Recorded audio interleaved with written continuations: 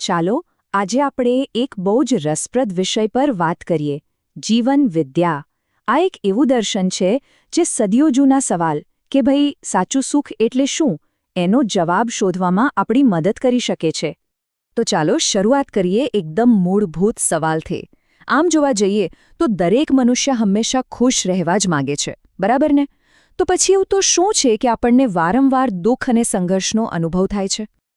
હવે આ કોયડો ઉકેલવા માટે જીવનવિદ્યા એક બહુ જ કહીએ તો ચોંકાવનારી વાત કહે છે. એ કહે છે કે સમસ્યા બહારની દુનિયામાં છે જ નહીં, એ તો આપણી અંદર જ છે. એટલે કે આપણે બધા જાણે અજાણે એક દોડમાં લાગેલા છીએ. નવી ગાડી, મોટો હોદ્દો, વધારે પૈસા, બસ આ બધાની પાછળ ભાગતા રહીએ છીએ. પણ તમે વિચાર્યું છે ક્યારે આ બધી વસ્તુઓથી મળતી ખુશી કેટલી વાર ટકે છે? લાંબો સમય તો નહીં જ, અને અંતે આપણને હજી વધારે જોઈએ છે એવી લાગણી જ બાકી રહે છે. અને આ જ વાત આપણને આ દર્શનના એકદમ કેન્દ્રમાં લઈ જાય છે. સૌથી મોટી ભૂલ જે આપણે કરીએ છીએ એ છે આપણી પોતાની ઓળખને લઈને. આપણે એવું માની બેઠા છીએ કે હું એટલે મારું શરીર. જુઓ, અહીં બે અલગ અલગ વસ્તુઓ છે. એક છે સ્વયં, એટલે કે આપણું ચેતન હું, જે સુખ દુઃખ અનુભવે છે, જેની ઈચ્છાઓ છે અને જેને હંમેશા માટે ખુશ રહેવું છે. એ ગાડી ચલાવનાર ડ્રાઈવર છે. અને બીજું છે આપણું શરીર. એ તો ખાલી એક સાધન છે, એક વાહન જેવું, જેને ભૂખ તરસ જેવી ભૌતિક જરૂરિયાતો છે. આપણી પાસે કલ્પનાશીલતા છે જે પ્રાણીઓ પાસે નથી. આ એક ગજબની શક્તિ છે, ખરું ને? એનાથી જ આપણે નવી શોધો કરીએ છીએ, સપનાઓ જોઈએ છીએ. પણ જ્યારે આપણે આપણી સાચી ઓળખ ભૂલીને પોતાને ફક્ત શરીર માની લઈએ છીએ, ત્યારે આ જ શક્તિ આપણા માટે મુસીબત બની જાય છે. એ જ ચિંતા અને અસંતોષ પેદા કરવાનું કારણ બને છે. સારું, તો આ જે હું એટલે શરીરવાળી ભૂલ છે, એની આપણા જીવન પર શું અસર થાય છે? ચાલો જોઈએ કે આ ભૂલમાંથી દુઃખનું એક આખું ચક્ર કેવી રીતે જન્મે છે. આ એકદમ વિચિત્ર વાત છે ને, કે આપણે સુખ શોધવા માટે જેટલા બહારની વસ્તુઓ પાછળ ભાગીએ છીએ એટલા જ વધારે દુઃખી થતા જઈએ છીએ. સંપત્તિ, પદ, સત્તા, આ બધું સરખામણી અને સ્પર્ધા જન્માવે છે. અને અંતે હાથમાં આવે છે સંઘર્ષ અને દુઃખ. અને આના પર જરા વિચાર કરો. મારું સુખ બીજા કોઈના દુઃખનું કારણ બને છે. જ્યારે આખી રમત જ સરખામણી પર ટકેલી હોય, જ્યારે પહેલો નંબર લાવવાની હોડ લાગી હોય, ત્યારે સ્વાભાવિક છે કે કોઈ એકની જીત બીજા કોઈની હાર બની જાય છે. ચાલો, સમસ્યાની વાત તો બહુ થઈ.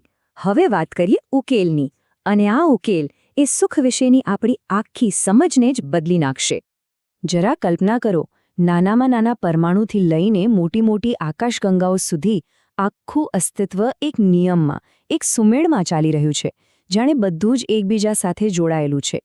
જીવન વિદ્યા આ કુદરતી તાલમેલને વ્યવસ્થા કહે છે. તો ખરી વાત આ છે, સુખ કોઈ એવી વસ્તુ નથી જેની પાછળ દોડવાનું હોય. એ તો એક અવસ્થા છે, આ કુદરતી વ્યવસ્થા સાથે એક સૂર થવાની અવસ્થા. સુખ બહારથી નથી મળતું, એ અંદરથી જ જન્મે છે. પણ આ સુખની અવસ્થા સુધી પહોંચવાની ચાવી શું છે? એ ચાવી છે સમાધાન. સમાધાન એટલે કે સાચી સમજ. અને આ માત્ર માહિતીવાળી સમજ નથી, પણ અસ્તિત્વની આ વ્યવસ્થાને ઊંડાણપૂર્વક અનુભવવાની અને એમાં આપણું સ્થાન શું છે એ સમજવાની વાત છે. ટૂંકમાં કહીએ તો આખી વાતનો સાર આટલો જ છે. સ્વીકૃતિ બરાબર સુખ. જેવું છે તેવું જ સ્વીકારવાની ભાવના. જ્યારે આપણે આ વ્યવસ્થા સાથે તાલમેલમાં હોઈએ છીએ, ત્યારે જે અહેસાસ થાય છે એ જ સુખ છે. હવે જ્યારે આપણે આ સુમેળની સ્થિતિમાં જીવવાનું શરૂ કરીએ, ત્યારે એની અસર ખાલી આપણા પર જ નથી થતી, એ આપણા આસપાસની દુનિયા સાથેના અને ખાસ કરીને સમાજ સાથેના આપણા સંબંધોને પણ પૂરી રીતે બદલી નાખે છે. સામાન્ય રીતે આપણે કેવી રીતે વિચારીએ છીએ કે મારું ઘર જ્યાં પૂરું થાય ત્યાંથી સમાજ શરૂ થાય છે.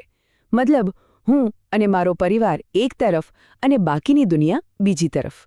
પણ આ જ વિચારસરણી સંઘર્ષ અને શોષણનું મૂળ છે. પણ હવે આ દૃષ્ટિકોણ બદલીને જુઓ.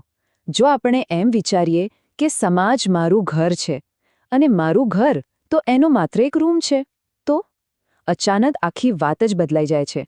પછી શોષણનો તો સવાલ જ નથી આવતો. પછી તો ફક્ત યોગદાન આપવાની ઈચ્છા થાય છે. જ્યારે આવી સમજ આવે છે, ત્યારે આપણો ધ્યેય શોષણમાંથી બદલાઈને યોગદાન બની જાય છે. આપણે સમજીએ છીએ કે આખા સમાજની ભલાઈમાં જ આપણી ભલાઈ છે. આપણી સાચી સુરક્ષા અલગ અલગ સંપત્તિ ભેગી કરવામાં નથી, પણ એક સુમેળભર્યા સમાજમાં રહેવામાં છે. તો પછી આ બધી વાત આપણને ક્યાં લઈ જાય છે? આ માનવ જીવનની યાત્રાનો અંતિમ હેતુ શું છે? આપણી સામે બે રસ્તા છે. એક છે ભૌતિક વસ્તુઓ એટલે કે સંપત્તિનો વિસ્તાર કરતા રહેવું, જે અસુરક્ષા અને સરખામણી તરફ લઈ જાય છે. અને બીજો રસ્તો છે આપણી સમજણનો વિસ્તાર કરવો, જે સુરક્ષા, સુમેળ અને સાચા નિરંતર સુખ તરફ લઈ જાય છે. પસંદગી આપણી છે. એક વાત સ્પષ્ટ સમજી લેવા જેવી છે. પૈસાનું મૂલ્ય શરીરને જીવંત રાખવા માટે છે. એ જરૂરી છે, પણ એ સ્વયંની એટલે કે હુંની સમસ્યાઓનું સમાધાન નથી કરી શકતું. એ આપણને આંતરિક શાંતિ ના આપી શકે.